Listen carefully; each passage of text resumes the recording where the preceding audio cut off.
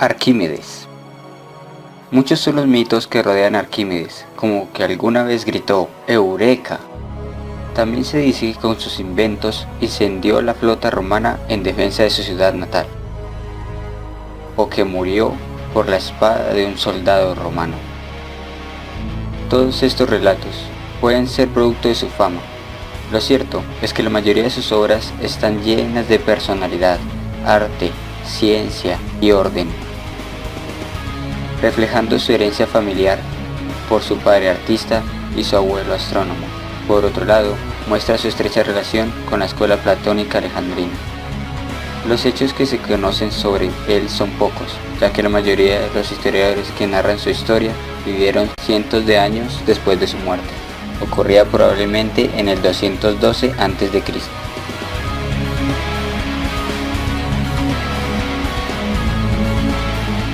Todo el conocimiento que tenemos de su trabajo matemático proviene de 3 manuscritos.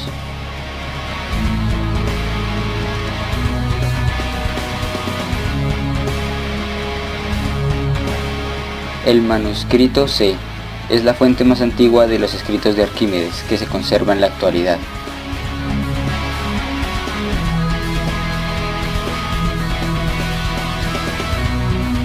En el siglo XIII, en Constantinopla, el sacerdote Johannes Myronas desarma el pergamino y borra el texto matemático para sobreescribir un libro de oraciones, convirtiéndolo en un palimpsesto.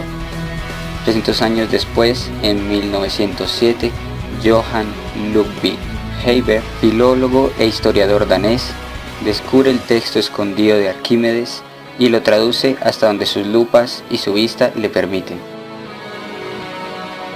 El texto vuelve a desaparecer hasta inicios de 1999. Aparece en una subasta y pasa a manos de su actual dueño, el anónimo Sr. B., quien encarga al Museo de Artes Walters coordinar e instrumentar la restauración de la obra y su reconstrucción de los textos de Arquímedes con los métodos más modernos. En sus textos, Arquímedes aplica modelos matemáticos al mundo físico. Mediante el pensamiento abstracto, logra encontrar lo que debía suceder y luego lo probaba.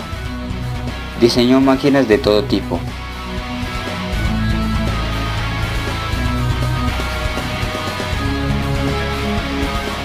Entre sus lectores encontramos a Omar Khayyam, Leonardo da Vinci, Galileo, Newton, entre otros.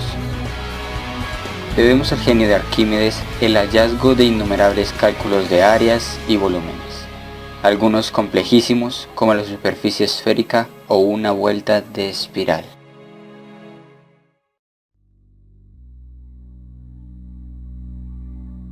El descubrimiento de la espiral de Arquímedes se debe a Conón de Samos, a través del que Arquímedes la conoció. Se forma como la línea descrita por un punto situado sobre una recta que gira con centro en la posición origen del punto sobre sí misma en el plano. Arquímedes con sus métodos se adelantó en varios milenios a sus contemporáneos. Sin embargo, la dificultad de construir esta espiral de manera exacta, junto con el hecho de no poder construirse con regla y compás, hizo que los sabios griegos no le dedicasen toda la atención que se merecen. Sin embargo, Arquímedes logró encontrar una forma de construir su espiral, utilizando tan solo una regla y un compás. Arquímedes divide el círculo que rodea la espiral y el eje polar en partes iguales, los enumera y comienza a unir cada punto 1 con su respectiva recta 1, la división 2 con su respectiva recta 2 y así sucesivamente.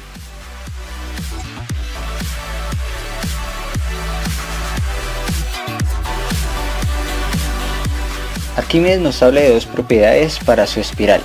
La primera, la propiedad de la subtangente polar, y la segunda, la propiedad de las áreas barridas, en la que menciona que el área encerrada por la primera espiral es 1/3 del área del círculo que rodea su espiral. Pappus de Alejandría demuestra esta propiedad haciendo una comparación entre la espiral de Arquímedes y un cilindro, que la razón entre un sector limitado por uno de los arcos naranjas y el área de uno limitado por un arco gris es igual a la razón entre los cuadrados de sus radios, según propiedades de razones entre figuras geométricas. Igualmente nos dice que la razón entre los volúmenes de los cilindros de igual altura es también igual a la razón de los cuadrados de sus radios.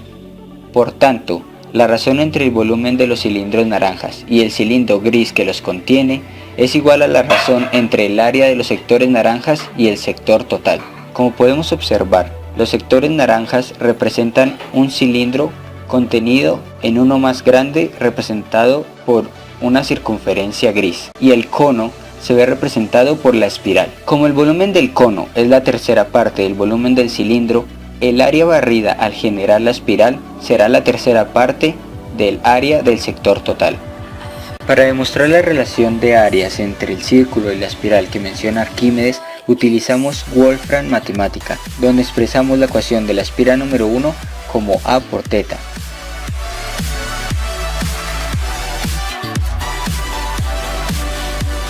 Y la ecuación de la espiral número 2 como A por θ más 2π, ya que cada espira recorre una distancia equivalente a más 2π respecto a la primera, y así sucesivamente. La espira número 3 estaría dada por la ecuación A θ más 4π. Ahora calculamos el área de la primera espiral y la comparamos con la afirmación que nos dice que equivale a 1/3 del área del círculo que la contiene. Como podemos observar, esto es totalmente verídico. Ahora calculamos el área de la segunda espiral y, como nos decía Arquímedes, debe equivaler a 7/12 del área del círculo que la contiene.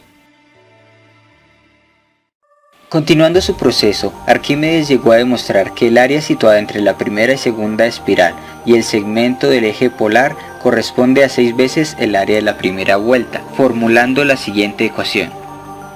Para demostrarla, calculamos en Wolfram el área que existe entre la espiral número 1 y la espiral número 2, que corresponde a 8 veces la constante al cuadrado por pi al cubo.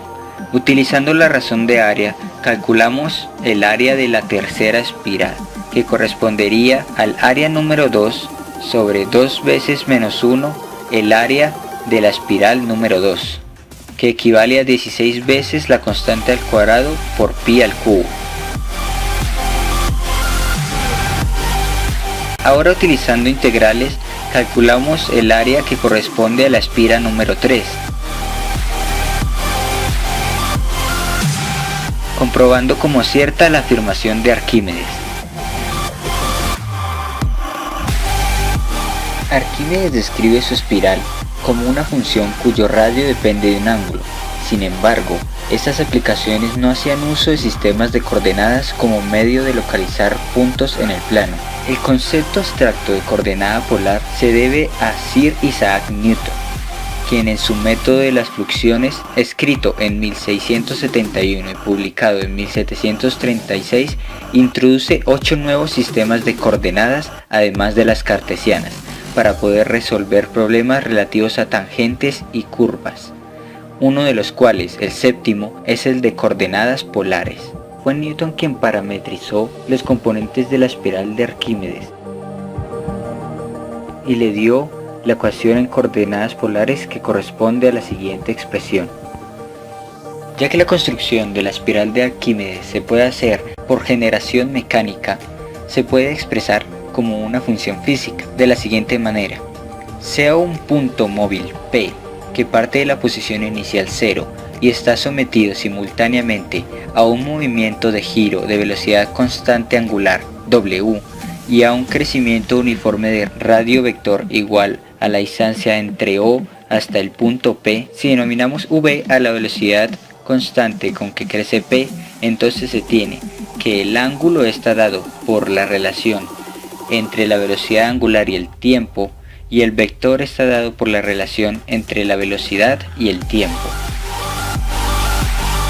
donde θ es el ángulo de giro en radianes y t el tiempo.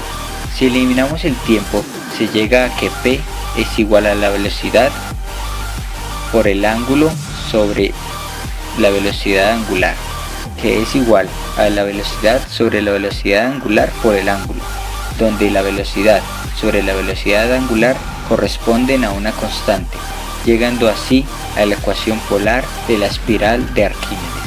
Utilizando Wolfram Matemática podemos apreciar de mejor manera la expresión de esta ecuación, en donde A corresponde al radio de las espirales y θ, que es un ángulo comprendido entre 0 a p veces pi, corresponde al número de periodos de la espiral. Por ejemplo, tenemos una espiral de radio 1 entre cada una de sus espiras y el número de periodos que correspondería sería igual a 4 veces pi para 2 espiras y 6 veces pi para 3 espiras. La espiral de Arquímedes tiene una pletora de aplicaciones. Por ejemplo, se emplean bombas de compresión o compresores rotativos, hechos de 2 espirales de Arquímedes del mismo tamaño intercaladas. Los surcos de las primeras grabaciones para gramófonos, discos de vinilo, forman una espiral de Arquímedes.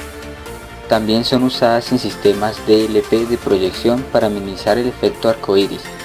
El legado que dejó Arquímedes al mundo progresa permanentemente y crece hasta alturas insospechadas.